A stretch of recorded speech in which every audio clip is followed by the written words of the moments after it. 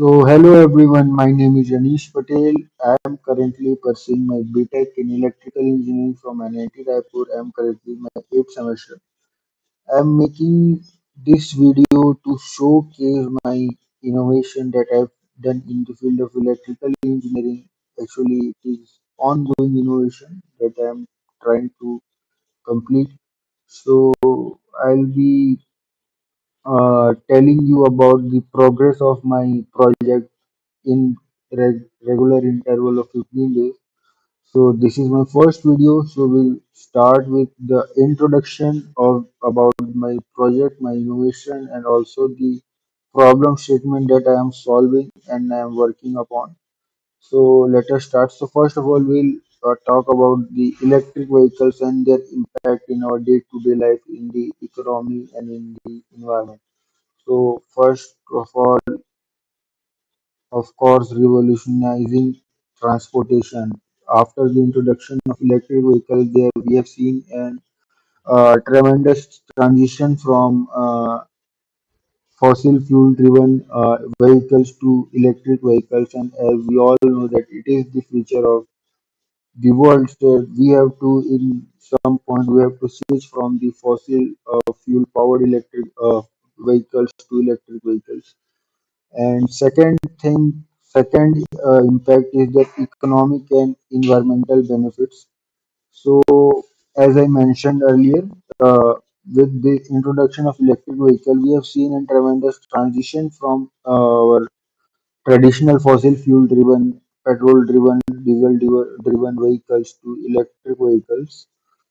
So, and this transition will take a vast scale in the future. So, we all know that these fossil fuel driven vehicles emit harmful gases, which leads to many environmental consequences such as global warming, ozone layer depletion, and many others. So, with the introduction of electric vehicles, with the help of electric vehicle, we can reduce this pollution caused by fossil fuels. So this is one of the many points, many reasons that we will see a huge transition from fossil fuel driven vehicles to electric vehicles in the future. Now we'll talk about the our main problem statement that we are working on. The problem statement in which our innovation is majorly about. So whenever, as we talked in future, there will be a huge number of transition from fossil based vehicles to electric vehicles. So this increase in the number of electric vehicles on road will cause a huge demand on the our conventional grid, due to which there will be many problems such as load demand will be increased, and with the increase in the load demand, the power factor of the uh, traditional grid will be reduced, which will lead to the less efficiency of the power grid. Also, there will be voltage drops and transformer overloading and many other problems. So we need some alternative source or support to support our main grid. So this will also impact the cost as to maintain to reach that increase in the load demand. We have to set up a new grids and new power generating station, which requires a large amount of capital. So here is where our project innovation comes into picture. So our solution is V2G to as G2V charger. So the main feature of our solution is that basically I'll first explain what is my project. So before explaining about my project, I will explain the main feature. So enhanced grid stability. Our bidirectional electric vehicle charger will provide bidirectional flow of energy from grid to vehicle in charging mode and from vehicle to grid in discharging mode. So this bidirectional flow helps to stabilize the grid by balancing supply and demand. And in future, it will also support integration of renewable energy resources as well, so that it can be used as a storage device to store the excess energy generated by renewable energy sources. Emergency backup power. It can also be used as an emergency backup power in households. In the case of power outage, it can be used as an emergency backup power to uh, meet our day-to-day power needs. Okay. So we'll move on with the working principle and charger topology. So I'll explain both the things with the help of this topology that is here. So basically, the basic concept is that it works in two modes. In charging mode, in which the grid supplies power to the battery in charging mode, and in discharging mode when there is a sudden increase in the demand in the load side, in the grid side. So we can transfer this stored energy again into the grid.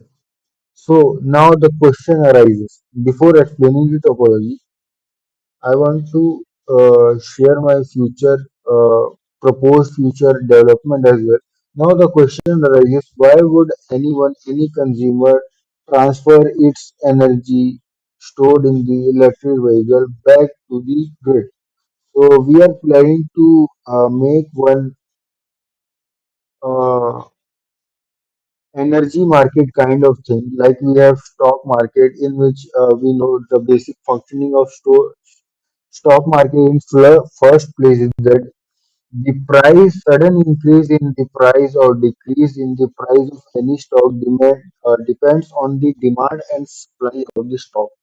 If the users are buying the stock simultaneously at the same time, so the demand of the stock increases, so the price increases. Same concept will be applied here during the load peak hours in afternoon, when the demand of power will be at its peak. At that time, the per unit price of electrical energy will be higher. So we will have a setup of smart energy meter interface here. So the amount of energy sent back from our electric vehicle battery back to the grid, this will be calculated and tariffs will be paid to the consumer. All right. So now we'll see the basic charger topology. So I'll explain it from here only. So first of all, we have this is the Simulink model that we have made. Uh, First of all, we have one electric grid. I'll explain here only. First, we have electric grid. Then after that, we have bidirectional active bridge converter. This bidirectional active bridge converter comes with its own advantages. It has capability to work as an AC to DC converter in the case of charging and DC to AC converter in case of discharging. After that, we have DC bus. The DC bus maintains the constant voltage of 200 volts. After that, we have this bidirectional DC-DC converter. It has the capability to work as both boost, boost and buck converter. In charging mode, it works as a buck converter. In discharging mode, it works as a boost converter. After that, we have EV battery. For this model, we have used lithium-ion battery because it is the most widely used type of battery in electric vehicles. We explain about the functioning of my circuit in my model simulation. So we move on.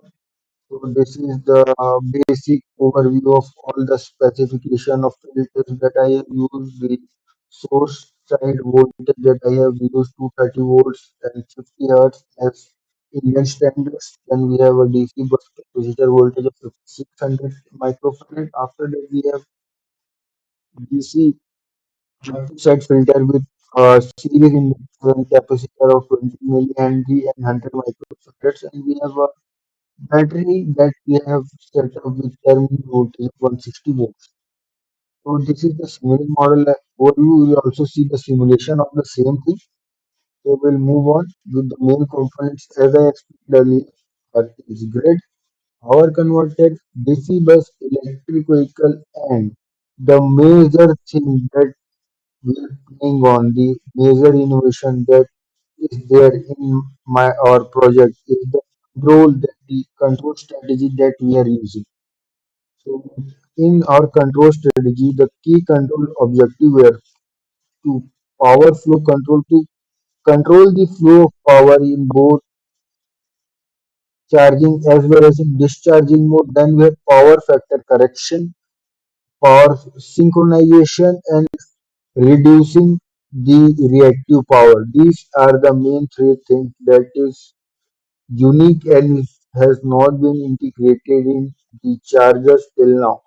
In power factor correction, we are trying to align the voltage and current with each other with the help of DQ component control so that if power factor is good, efficiency overall efficiency of the system will be good.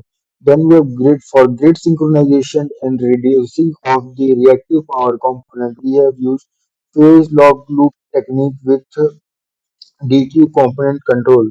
So this is the main major thing that is unique as compared to the other models that are existing.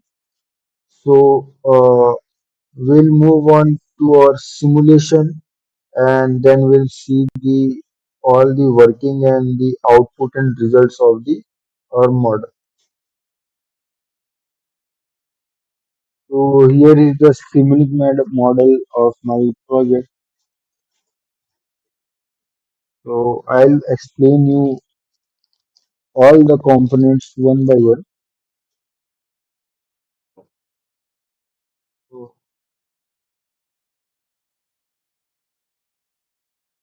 so this is the AC voltage source that we are trying to represent it as grid voltage.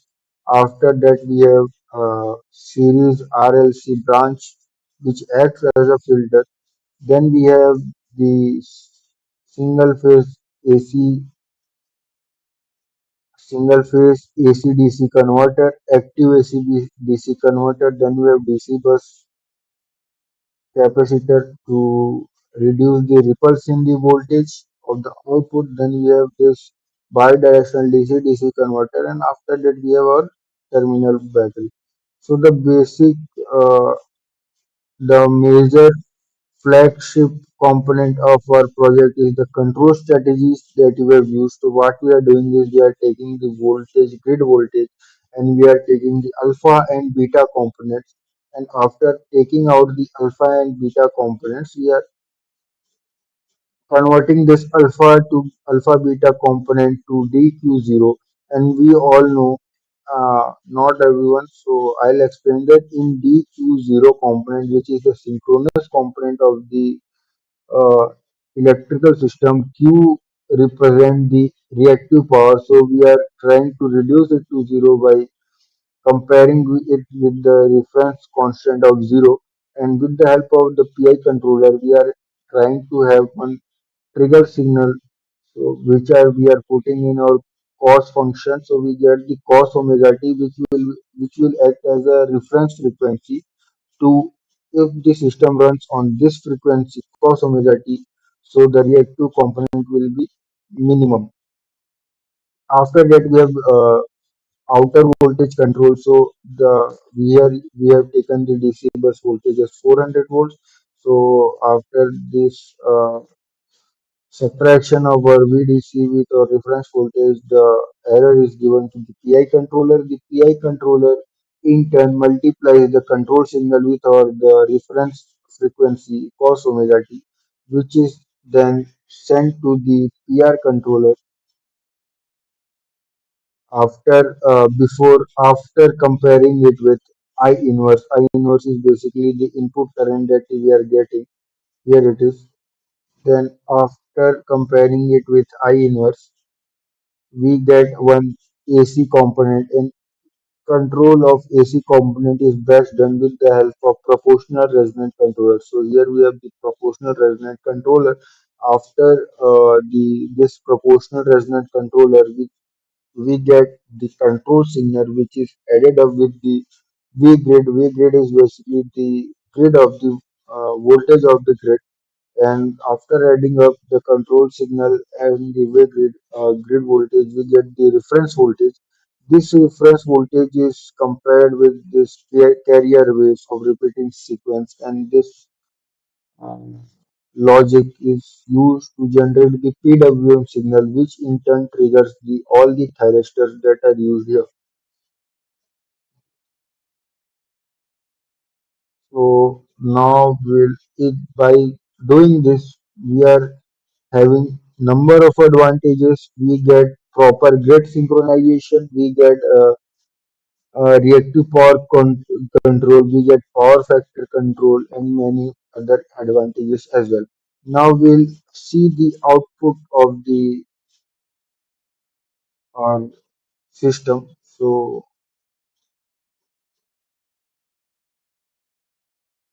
we'll see the SOC, that is the state of charge.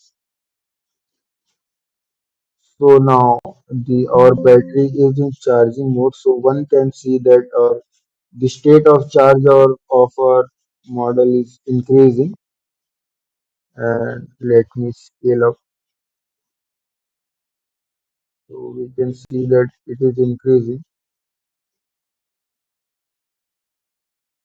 So it is now in charging mode. Now we'll change the reference current of 20 volt to minus 20 volt uh, to 20. So now hopefully we will get our discharging mode here. So we'll again see the state of charge here. Let the model compile first.